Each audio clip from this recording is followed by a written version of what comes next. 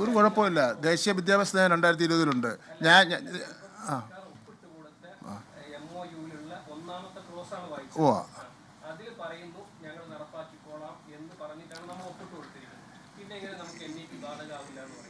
NEP-യിൽ പറയുന്ന കാര്യങ്ങൾ കേരള സംസ്ഥാനത്തിന് നടപ്പിലാക്കാൻ വേണ്ടി കഴിയുന്ന കാര്യങ്ങൾ മാത്രമേ ഞങ്ങൾ നടപ്പിലാക്കൂ.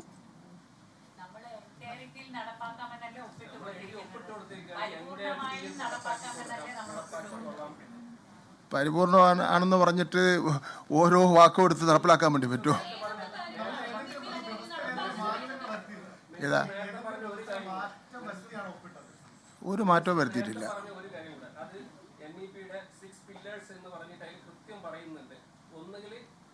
കേന്ദ്ര ഗവൺമെന്റ് കൊണ്ടുവന്ന കരിക്കുലം അല്ലെങ്കിൽ സ്റ്റേറ്റ് ഗവൺമെന്റ് NEP-യെ ബേസ് ചെയ്ത് കൊണ്ടുവന്ന കരിക്കുലം, ഇത് രണ്ടിൽ ഏതെങ്കിലും ഒന്നായിരിക്കണം PM ശ്രീ സ്കൂളിൽ നടപ്പാക്കണമെന്ന് കൃത്യമായിട്ട് ഞാൻ ഒന്നുകൂടെ നമ്മുടെ അല്ലാതെ എന്താ പറയാ 19-ാം പേജിലെ അല്ലേ ചാപ്റ്റർ കരിക്കുലം എന്ന് പറയുന്ന പേജിലെ, അതായത് 19-ാമത്തെ പേജിലെ PM ശ്രീ പാർട്ട് 1-ലെ 19-ാമത്തെ പേജിലെ ഫസ്റ്റ് സെൻറ്റൻസാണ് ഈ പറയുന്നത് അല്ലേ. അതിൽ സ്റ്റേറ്റ് കരിക്കുലം ഫ്രെയിംവർക്ക് എന്താണ് national or / state curriculum framework എന്ന് പറയുന്നുണ്ട്. ബേസ്ഡ് ഓൺ NEP എന്നല്ല പറയുന്നത്, NCERT എന്നായിരിക്കും പറയുന്നത്. അതെ, ഈ നമ്മൾ പറയുന്നത്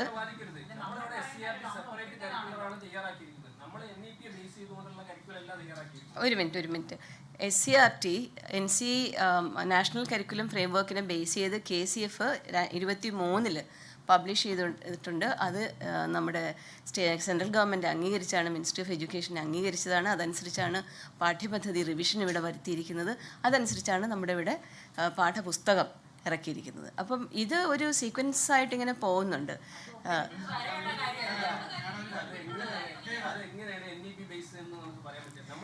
അതാണ് നിങ്ങൾ ഈ പറയുന്ന മാതിരി അങ്ങനെ ഒരു കടുത്ത ഇൻസിസ്റ്റൻസ് ഇല്ല അതിൽ. വളരെ കൃത്യമായിട്ട് ഇന്നലെയും പറഞ്ഞോട്ടെ അവര് ഡയറക്റ്റ് ഒന്ന് പറഞ്ഞോട്ടെ.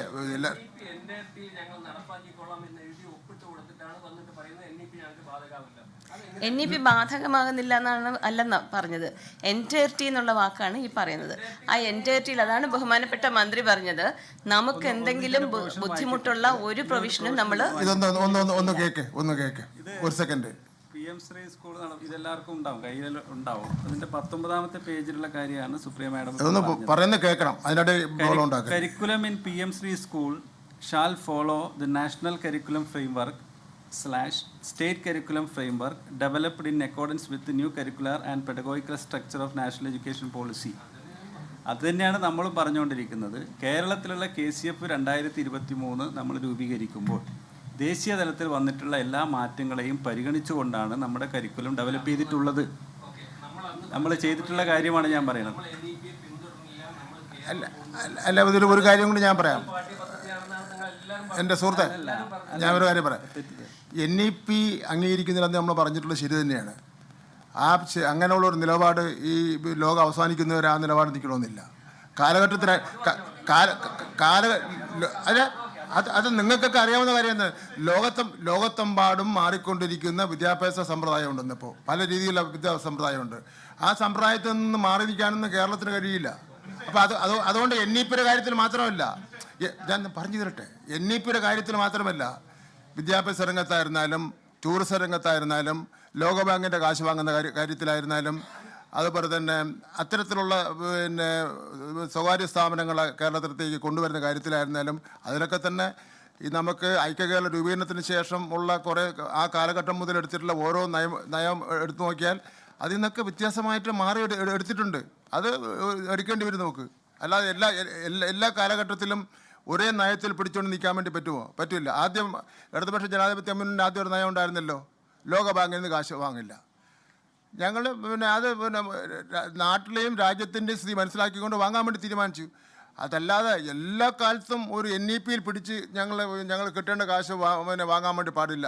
അല്ലെങ്കിൽ PM ശ്രീൻ്റെ കാര്യം പറഞ്ഞുകൊണ്ട് കേന്ദ്ര ഗവൺമെൻറ് തരേണ്ട കോടിക്കണക്കിന് രൂപ വാങ്ങണ്ടെന്ന് പറയാൻ പറ്റില്ല. നിങ്ങൾ ആരെങ്കിലും തരുമോ കാശ്? തമിഴ്നാട് വിട്ടേക്ക്.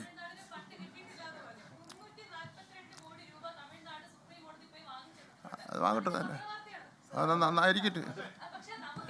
അത് പറഞ്ഞല്ലോ ഓൾറെഡി. അത് RTE നോംസിൻ്റെ റീഇംബേഴ്സ്മെൻ്റ് ആണ്.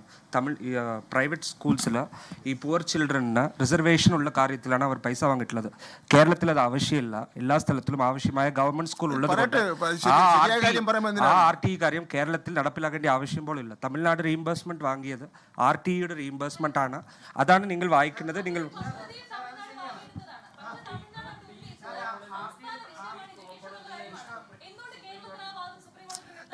സംസ്ഥാനം അവർ വാങ്ങിയ ഏത് രൂപത്തിലാണ് കിട്ടിയത്? പിന്നെന്താ,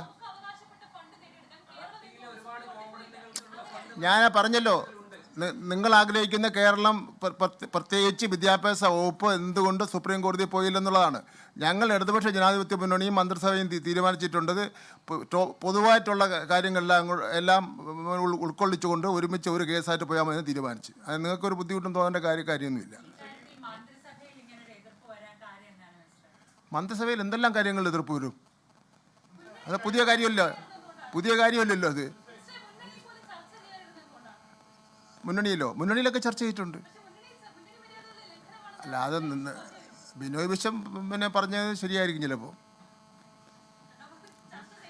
അല്ല, ചർച്ച ചെയ്തതെന്ന് നിങ്ങളല്ലേ പറഞ്ഞുകൊണ്ടിരിക്കുന്നത്. ബിനോയ് വിശ്വം പറഞ്ഞ മട്ടിൽ ഞാൻ നേരത്തെ പറഞ്ഞല്ലോ, ബിനോയ് വിശ്വം മുന്നണിയിൽ ചർച്ച ചെയ്തില്ലെന്ന് അദ്ദേഹം പറഞ്ഞിട്ടുണ്ടെങ്കിൽ അത് ശരിയായിരിക്കും. എങ്ങനെ ഞാൻ അതിൻ്റെ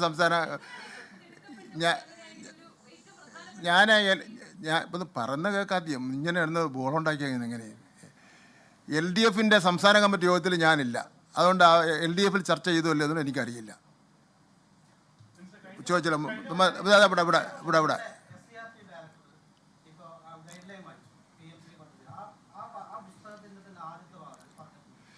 NEPയുടെ കാര്യം പറയുന്നത് അതേ പറഞ്ഞിട്ടുണ്ട്.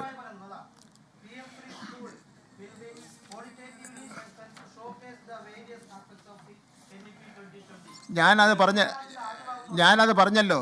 നിങ്ങളതിൽ പറയട്ടെ, ഞാൻ പറഞ്ഞല്ലോ പിന്നെ കാലഘട്ടത്തിനനുസരിച്ച് മാറേണ്ടി വരുമെന്ന്. സർക്കാരിന്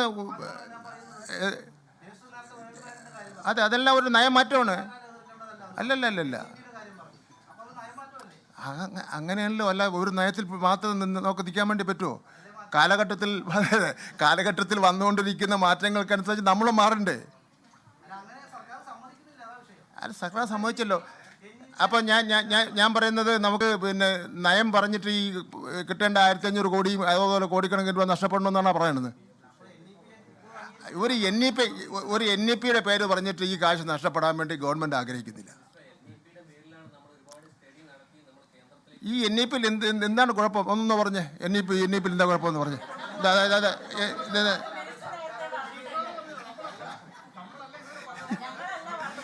ഞാൻ എൻ്റെ അഭിപ്രായം മാറ്റി. അതായത് ഞാൻ പറഞ്ഞില്ലേ, ഇത്രയും നാൾ കുറച്ചുകൂടെ കേന്ദ്ര ഗവൺമെൻറ്റുമായി ഞാൻ ചർച്ച ചെയ്തു, പ്രിൻസിപ്പൽ സെക്രട്ടറി ചർച്ച ചെയ്തു, എൻ്റെ മറ്റ് ഉദ്യോഗസ്ഥന്മാർ പോയി ചർച്ച ചെയ്തു, ഞാൻ 2 പ്രാവശ്യം ചർച്ച ചെയ്തു. ചില പിന്നെ മാറ്റങ്ങൾ വരുന്നതിനെ സംബന്ധിച്ചിടത്തോളം ഒരു കേന്ദ്ര ഗവൺമെൻറ് എന്നുള്ളതിൽ അവർ തയ്യാറായി വരാത്ത അവസരത്തിൽ പിന്നെ നമുക്ക് കാശ് നഷ്ടപ്പെടേണ്ട കാര്യമില്ലല്ലോ. കാശ് നഷ്ടപ്പെടാതിരിക്കുകയും LDFിൻ്റെ ഒരു വിദ്യാഭ്യാസ നയമുണ്ട്.